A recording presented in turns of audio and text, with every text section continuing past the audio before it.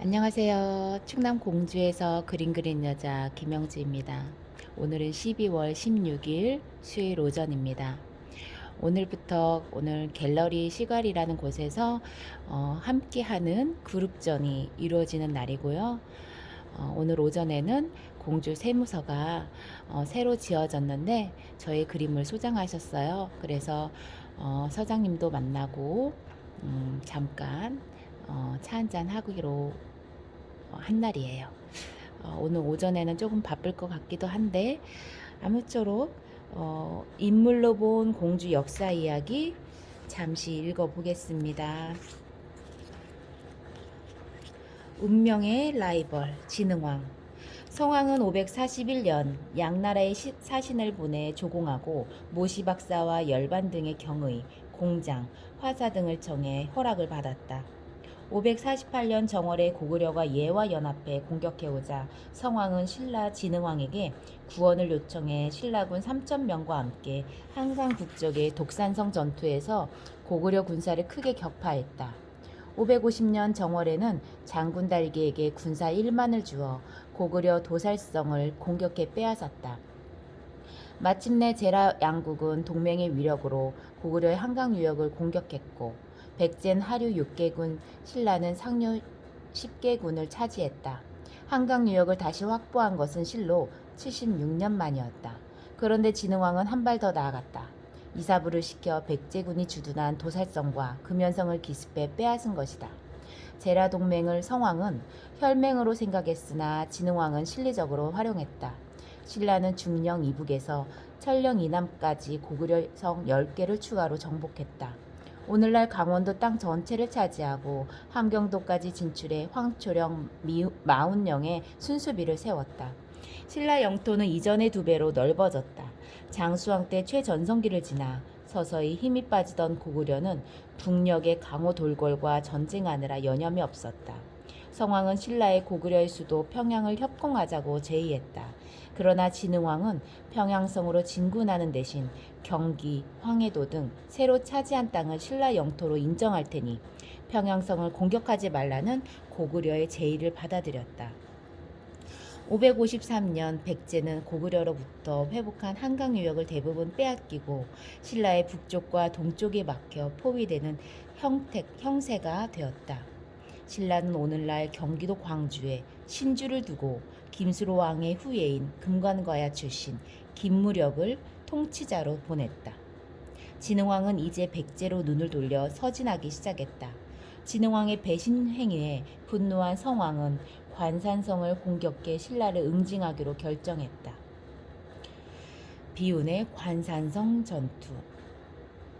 신라군이 한강 하류 지역을 점령하면서 양국은 동맹관계에 마침표를 찍고 원수지간이 되었다. 성왕은 554년 왕자 창과 함께 대규모 군사를 일으켜 관산성 공격에 나섰다. 하지만 그의 운이 다했는지 지금의 옥천 부근에서 신라군의 금습을 받아 세상을 떠나고 말았다. 삼국사기 백제본기에는 32년 7월에 왕은 신라를 습격하고자 친히 보병과 기병 50명을 거느리고 밤에 구천에 이르렀다. 신라의 복병이 일어나자 더불어 싸웠으나 난병에게 해침을 당해 죽었다라고 적혀 있다. 그런데 승자 입장에서 기록한 신라 본기는 좀 다르다. 백제왕 명롱이 관산성을 공격해왔다. 각간 우덕과 이찬 탐지 등이 맞서 싸웠으나 전세가 불리했다. 신주, 군주 김무력이 주력군을 이끌고 나아가 교전함에 비장인 3년 산군의 고우도도가 백제왕을 급히 쳐서 죽였다. 이에 모든 군사가 승세를 타고 크게 이겨 좌평 4명과 군사 29,600명의 목을 베었고 단 한 마리 말도 살아 돌아가지 못했다는 것이다. 한편 일본 서기의 기록은 이렇다. 12월 성왕의 아들 창이 신라로 쳐들어가 관산성 근처의 구타모라에 요새를 쌓고 있었는데 오랫동안 전쟁터에서 지내는 아들을 안쓰럽게 여긴 성왕이 위로차 관산성으로 향했다. 이 정보를 미리 입수한 신라군은 주요 도로를 차단하고 기습을 감행했다.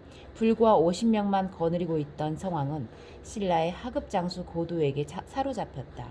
성왕은 왕의 목을 천한 종의 손에 넘길 수 없다며 명예로운 죽음을 원했으나 고도는 거절했다.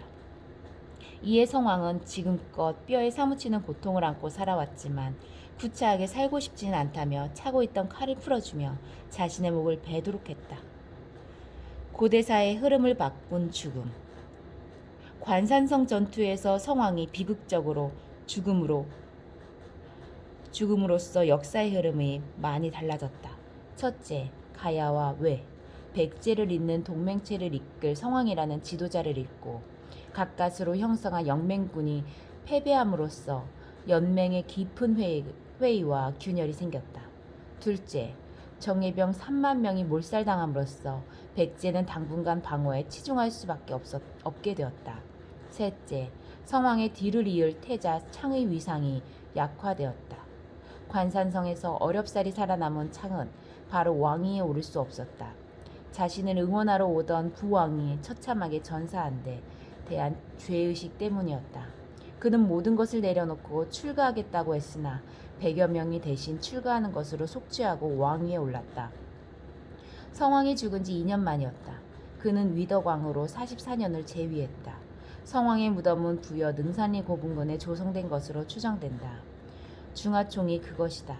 길이 3.2m, 너비 2m, 높이 2.2m의 횡렬시 석실분으로 이곳 왕릉 중 가장 이른 시기의 형식이다. 하지만 내부는 오래전에 전부 도굴되어 성왕의 자취를 확인할 자료가 전혀 남아있지 않았다.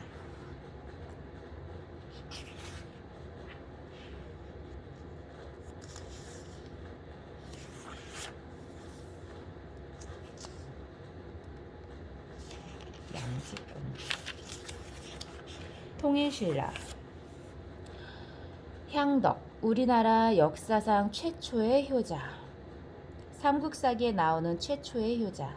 우리나라에서 효행으로서 최초로 국가의 표창을 받은 인물이 공주에 있다. 바로 향덕이다. 상덕, 상득, 향득이라고도 한다. 삼국사기와 삼국유사 모두 신라 경덕왕 14년에 있었던 향덕의 효행 이야기를 실었다.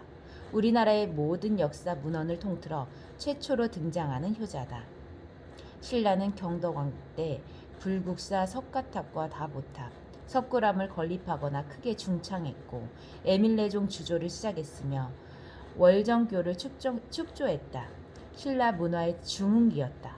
그런데 경덕왕 13년 8월 전국에 가뭄이 들고 병충해로 지독한 흉년이 들어 이듬해 봄까지 전국적으로 기근이 들었다. 먹을 것이 없어 사람들이 굶주리는 데다 전염병까지 창궐해 극심한 고통을 겪었다.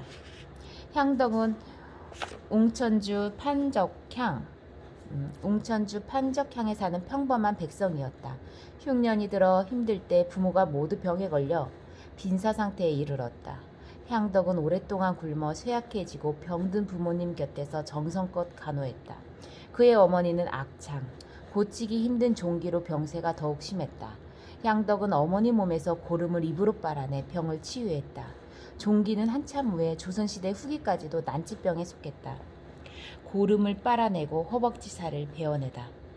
끼니를 이을 양식조차 없어 그저 죽을 날만 기다리는 절망적인 상황이었다. 도저히 방법이 없자 향덕은 자신의 허벅지살을 베어내 국을 끓여 부모님께 들었다. 과연 두 분은 점차 기력을 회복하게 되었다. 향덕은 이어 부모님께 물고기를 잡아 봉양할 생각으로 집 앞의 냇물에 들어갔다. 하지만 때는 한겨울이었다. 채 아물지 않은 허벅지 상처가 얼음에 쓸려 붉은 피가 냇물에 섞여 흘렀다. 그럼에도 향덕은 기어코 물고기를 잡아 올렸다. 공주 사람들은 냇물이 향덕의 피로 물들었다고 해서 혈흔천이라고 했다. 지금도 이 지명은 그대로 전한다. 혈흔천은 계룡면 기산리 늘티에서 발원의 효포를 지나 금강으로 흘러든다. 향덕의 눈물겨운 효행은 널리 알려져 왕에게까지 보고되었다. 경덕왕은 그에게 집 한 채와 벼 300석 그리고 토지를 내려주었다. 마을에도 비석을 세워 그의 효행을 기록해 길이 전하도록 했다. 효행에 대한 최초 표창일 뿐 아니라 통일신라 시대의 유사한 사례를 찾기 힘들다. 이후 향덕이 살던 마을 이름도 효가리로 바뀌었다. 이때는 백제가 병합된 지 90년 정도 지났을 때다.